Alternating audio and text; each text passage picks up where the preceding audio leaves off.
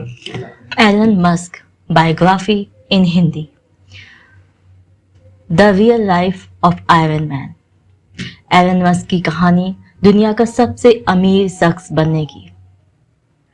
मंगल ग्रह हम आ रहे हैं, यह सुनहरे वाक्य एक ऐसे व्यक्ति के है जो भविष्य में चांद और मंगल ग्रह पर हम इंसानों का घर बनाना चाहता है।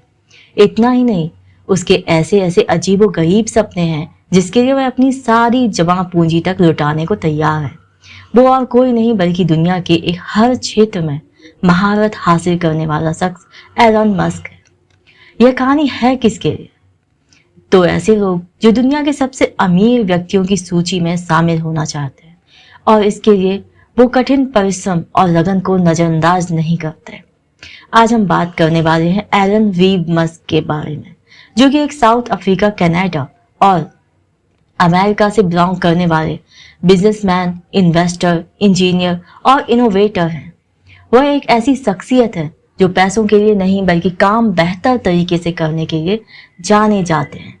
उनका मानना है कि कामयाब होने के लिए रिस्क लेना बहुत जरूरी है, इसलिए कितना भी बड़ा रिस्क हो वह कभी पीछे नहीं हटते और ना ही कभी अपना समय बर्बाद करते। वह सप्ताह के 120 घंटे काम करते हैं। वो कहते हैं आपको कुछ कर गुजरना है तो आपको कुछ होना होगा, वरना आप हमेशा खुद को ही दुखी करते रहेंगे। उनका जन्म 28 जून 1971 को साउथ अफ्रीका के प्रिटोरिया में हुआ था। उनकी मां मे मस्क पेशे से एक मॉडल और डाइटिशियन थी। इनके पिता एरोल मस्क एक इंजीनियर और पायलट थे। 1980 में उनके माता पिता का तलाक हो गया। तब एलन मस्क केवल 9 साल के थे। तलाक के बाद मां इन्हें छोड़कर चली गई। तब से वह अपने पिता के साथ साथ साउथ अफ्रीका में रहने लगे। उनके 2 छोटे भाई बहन और उनके छोटे भाई का नाम किम्बाल है और उनकी छोटी बहन टॉस्को, जो कि अब एक फिल्म प्रोड्यूसर है। खैर, अब हम बात करते हैं एलन मस्क के बचपन के बारे में। बात है उनके स्कूल डेज की, जब वह पढ़ाई करने स्कूल जाते थे। एलन मस्क पढ़ने में तो बहुत अच्छे थे, उन्हें किताबें पढ़ने का बहुत शौक था, लेकिन स्कूल के बच्चों के साथ उनकी जगह भी नहीं बनती थी। अक्सर उन बच्चों के साथ एलन मस्क की मारपीट हो जाया करती थी। वैसे ही एक बार स्कूल की सीढ़ियों पर बैठकर एलन कुछ खा रहे थे। उनके स्कूल के बच्चों और उनमें किसी बात को लेकर कुछ कहासुनी हो गई। बात इतनी बढ़ गई कि नौबत मारपीट तक पहुंच गई। स्कूल के बच्चों ने एलन मस्क की खूब पिटाई करने के बाद सीढ़ियों से नीचे धकेल दिया, जिसके कारण वह बेहोश हो गए। उन्हें इतनी चोटें आई थीं कि उन्हें हॉस्पिटल में एडमिट करना पड़ा था और स्कूल में ही इसी घटना के कारण एलन मस्क को अब तक कभी कभी सांस लेने में दिक्कत हो जाया करती है। समय यूं ही बीतता गया। एलन मस्क जब 10 साल के हुए तो 10 साल की उम्र से उन्हें कंप्यूटर में विशेष दिलचस्पी हो गई, इसलिए उन्होंने किताबों की मदद से कंप्यूटर सीखा। इसके बाद कोडिंग और प्रोग्रामिंग करना भी सीख लिया। 12 साल की उम्र में उन्होंने कोडिंग और प्रोग्रामिंग के जरिए एक वीडियो गेम बनाया। इस गेम का नाम उन्होंने ब्लास्ट रखा, जिसे उन्होंने एक अमेरिकी कंपनी को मात्र $500 में बेच दिया। इस वक्त उनकी उम्र महज 12 साल थी और यहीं से एलन मस्क की कमाई का सिलसिला शुरू हो गया। इसके बाद एलन मस्क आगे की पढ़ाई के लिए कनाडा चले गए और कनाडा की नागरिकता भी हासिल कर ली। वहां उन्होंने यूनिवर्सिटी ऑफ पेंसिल्वेनिया से फिजिक्स में डिग्री ली और वार्टन स्कूल ऑफ बिजनेस से इकोनॉमिक्स की डिग्री ली। यह पढ़ाई उन्होंने केवल डिग्री पाने के लिए नहीं की, बल्कि इस पढ़ाई को उन्होंने अपने जीवन में उतारा भी। 1995 में एलन ने फिजिक्स में पीएचडी करने के लिए अमेरिका के स्टैनफोर्ड यूनिवर्सिटी में एडमिशन लिया और तब अमेरिका में ही उन्होंने इंटरनेट की अच्छी तरह समझा और जाना।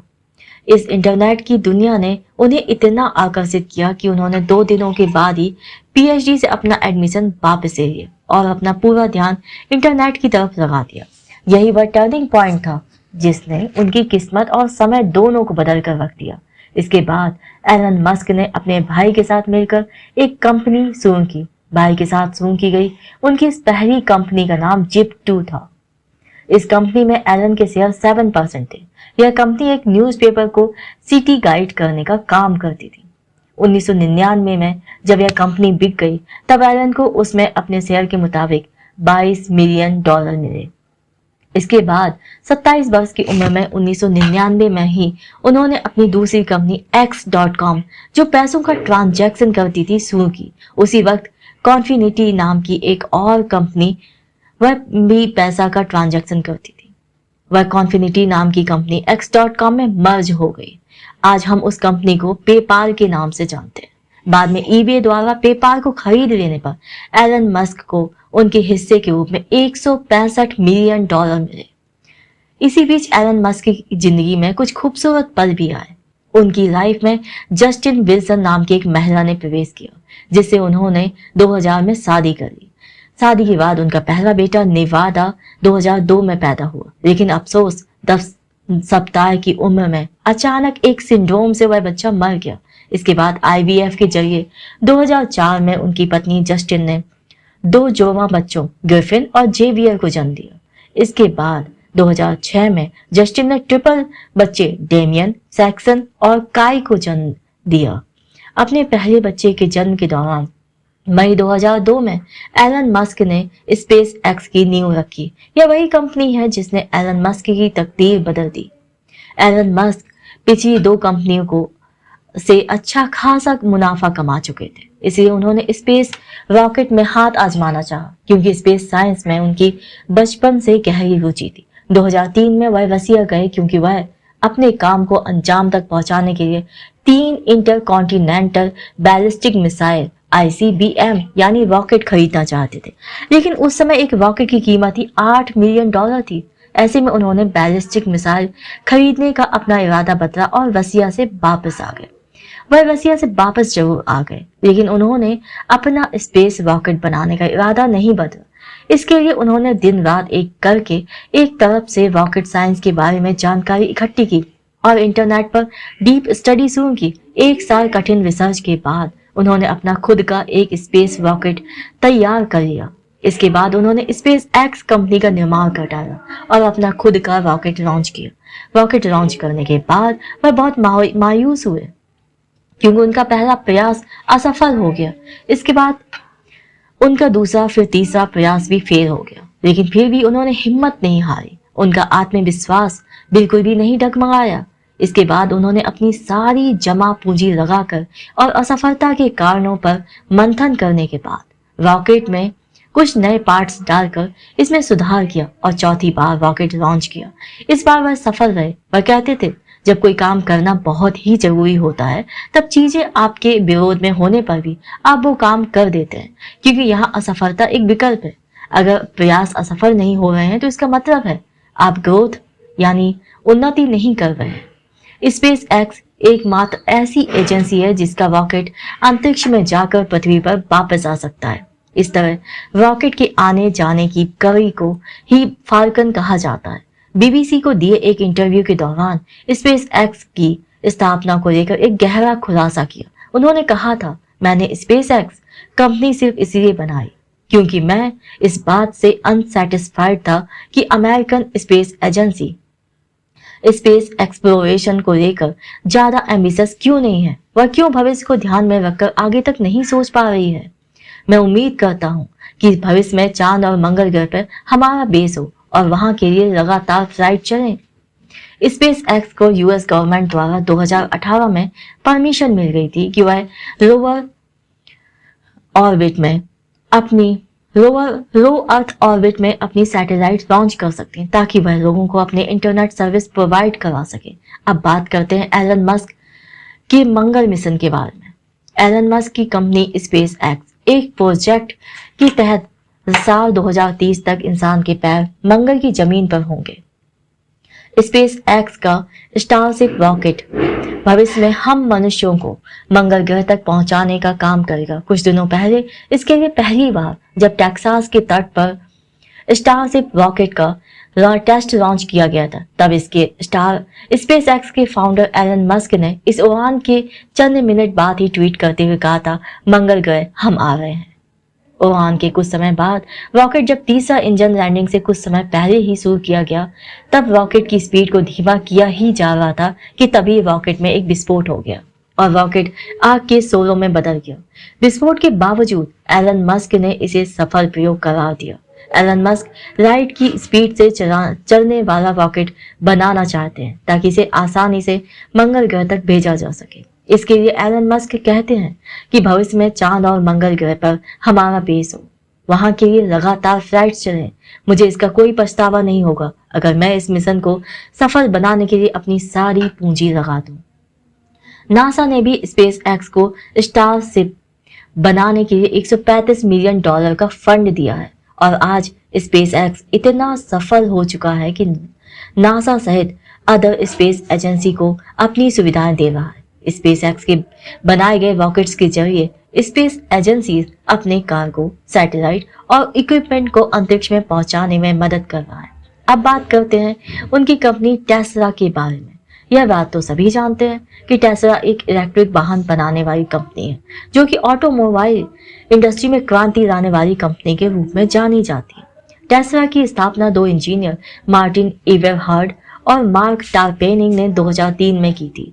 तब उन दोनों ने कंपनी का नाम महान साइंटिस्ट निकोला टेस्ला के नाम पर टेस्ला रखा। यह कंपनी इलेक्ट्रिक वाहन बनाती है। तब इस कंपनी की फंडिंग में एलन मस्क मेन इन्वेस्टर थे, इसीलिए वह टेस्ला कंपनी के को फाउंडर बन गए। एलन मस्क के जीवन में उस वक्त बहुत बड़ी मुश्किल आई जब 2008 में आई आर्थिक मंदी ने कई कारोबारियों को बिल्कुल बर्बाद कर दिया। आर्थिक मंदी में सबकी तरह एलन मस्क ने भी बहुत तकलीफ उठाई। उनकी लाइफ में एक वक्त ऐसा भी आया जब उन्हें अपने खर्चे के लिए अपने दोस्तों से पैसे उधार लेने पड़े। कुछ लोग खुले तौर पर टेस्ला के डूबने का इंतजार कर रहे थे। परेशानियों से जूझते एलन मस्क कंपनी को बचाने के लिए अपना सारा पैसा इलेक्ट्रिक कार और स्पेस एक्स में बेहिसाब खर्च कर रहे थे, जबकि उस समय उनके पास पैसों की तंगी थी। उन पर कंपनी को किसी भी कीमत पर बचाए रखने का जुनून सवार था। इस कंपनी की वजह से उनकी कंपनी तो बच गई, लेकिन उनका परिवार टूट गया। दरअसल इसी बीच एलन मस्क की निजी जिंदगी में तूफान आ गया। एलन मस्क का ज्यादातर समय टेस्ला और स्पेस एक्स के ऑफिस में बीतता था। वह अपनी पत्नी जस्टिन को बिल्कुल भी समय नहीं दे पा रहे थे। इसलिए जस्टिन ने एलन मस्क से अलग होने का फैसला कर लिया और 2008 में तलाक दे दिया। इस घटना ने एलन मस्क को तोड़कर रख दिया, लेकिन फिर भी उन्होंने हार नहीं मानी और तब कंपनी ने 2008 में पहली बार कार लॉन्च कर कंपनी को फिर से खड़ा किया। अब कार की डिजाइन एलन मस्क के हिसाब से बनाई जाने लगी, क्योंकि एलन मस्क चाहते थे लोग उन्हें एक इन्वेस्टर से ज्यादा इंजीनियर के रूप में जाने। अब टेस्ला कंपनी ऑटोमोबाइल इंडस्ट्री में बहुत ही नई टेक्नोलॉजीज पर काम करती है। इस कंपनी ने अपने बिजनेस को चलाने के लिए 6 दूसरी कंपनीज को खरीदा, जिसमें विवेरा टूल LLC और सोलर सिटी प्रमुख है। सोलर सिटी के जरिए एलन मस्क सस्टेनेबल एनर्जी का प्रोडक्शन करना चाहते हैं। दरअसल 2006 में एलन मस्क ने अपने चचेरे भाई की कंपनी सोलर सिटी में इन्वेस्टमेंट किया और कुछ समय में जब यह कंपनी अमेरिका की दूसरी बड़ी सोलर कंपनी बन गई, तब 2013 में इस कंपनी को मस्क ने टेस्ला में मर्ज कर लिया। एलन मस्क जब से कंपनी के CEO बने हैं, तब से कंपनी द्वारा बहुत ही सस्ती दरों में इलेक्ट्रिक कारों का निर्माण कराया जा रहा है। अब तो AI यानी आर्टिफिशियल इंटेलिजेंस की मदद से टेस्ला ड्राइवरलेस कारें भी बना रही है। अब तो टेस्ला इंडियन मार्केट में एंट्री कर रही है। खैर, इस आपाधापी के बीच अपनी कंपनी को संकट से बचाने के बाद सुकून के कुछ पल बिताने एलन मस्क 2010 में जब लंदन गए तो उनकी मुलाकात एक एक्ट्रेस तेलुराय वियरी से हुई। जल्द ही उनकी मुलाकातें प्यार में बदल गई और उन्होंने तेलुरा को प्रपोज करते हुए कहा कि उनके 5 बच्चों सहित क्या वह उन्हें अपनाना चाहेंगी। इस पर तेलुरा ने मुस्कुराते हुए बड़ी खुशी से हाँ कर दिया और इस प्रकार 2010 में तेलुरा वियरी से उनकी शादी हो गई। लेकिन यह शादी कुछ ज्यादा दिन नहीं चल पाई। शादी के 2 साल बाद 2012 में कुछ अनबन के चलते तेलुरा वियरी से किसी कारण से उनका तलाक हो गया। लेकिन 2013 में वह फिर से तेलुरा के करीब आए, क्योंकि उनका मानना था कि बहुत लंबे समय तक नाराज होने के लिए यह जिंदगी बहुत छोटी है, और फिर से दोनों ने शादी करी। लेकिन 2016 में दोनों एक बार फिर से अलग हो गए। इसके बाद 2016 में न्यूरेलिंक कॉर्पोरेशन, जो कि न्यूरो टेक्नोलॉजी कंपनी है, एलन मस्क द्वारा बनाई गई है। न्यूरोलिंक के जरिए एलन मस्क मानव मस्तिष्क के अनसुलझे रहस्य और मेंटल डिजीजेस को भी समझना चाहते हैं।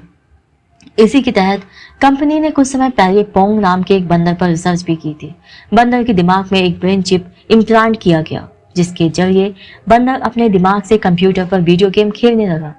इस पर मस्क ने ट्वीट कर बताया कि बंदर ब्रेन चिप का इस्तेमाल करके टेलीपैथी की मदद से वीडियो गेम खेल रहा है।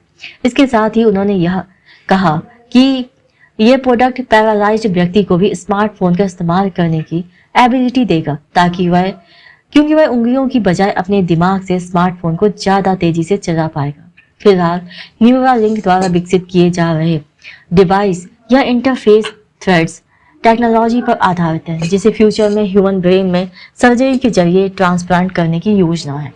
पैरालिसिस, पार्किंसन से लेकर अल्जाइमर तक की लंबी फहरिस्त शामिल है। एलन मस्क का मानना है कि आर्टिफिशियल इंटेलिजेंस इंसानों पर हावी ना हो जाए, इसलिए इंसानी दिमाग को कंप्यूटर से जोड़ना जरूरी है।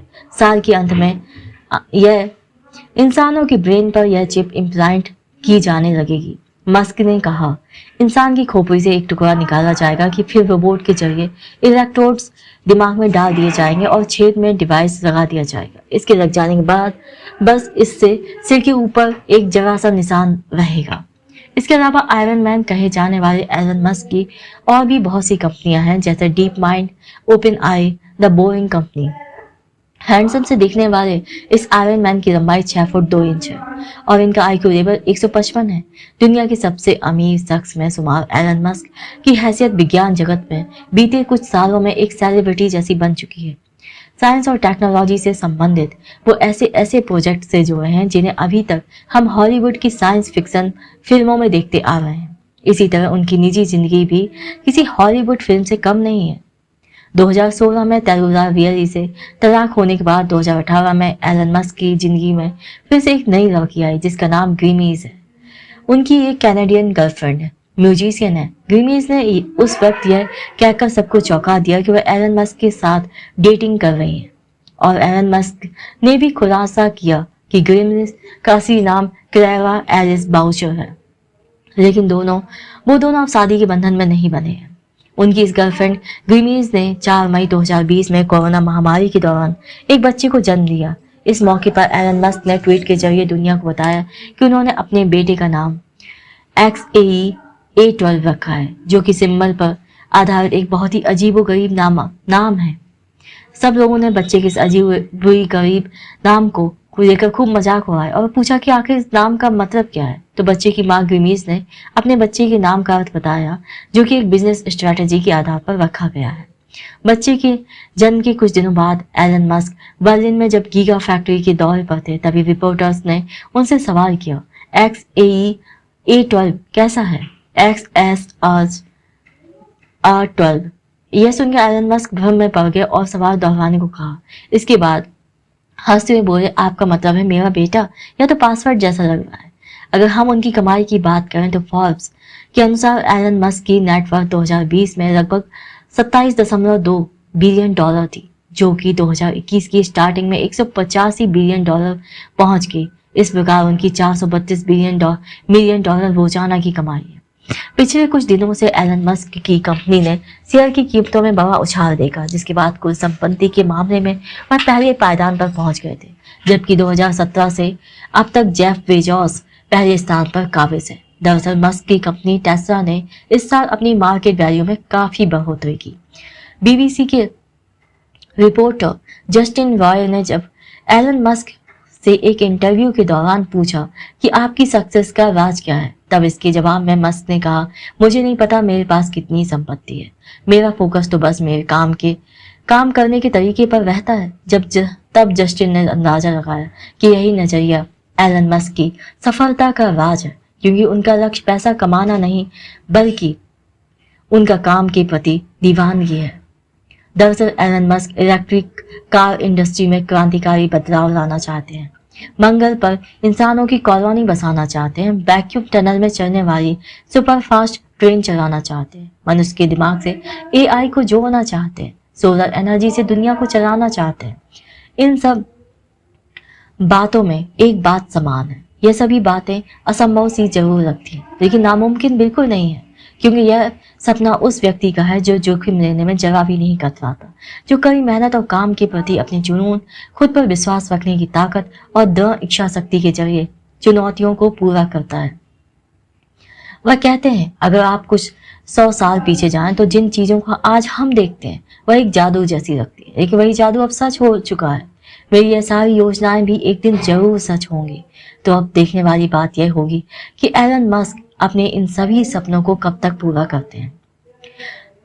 ये समरी आपको कैसी लगी जरूर बताइए। आप और कौन सी समरी पर सुनना चाहते हैं जरूर बताइए।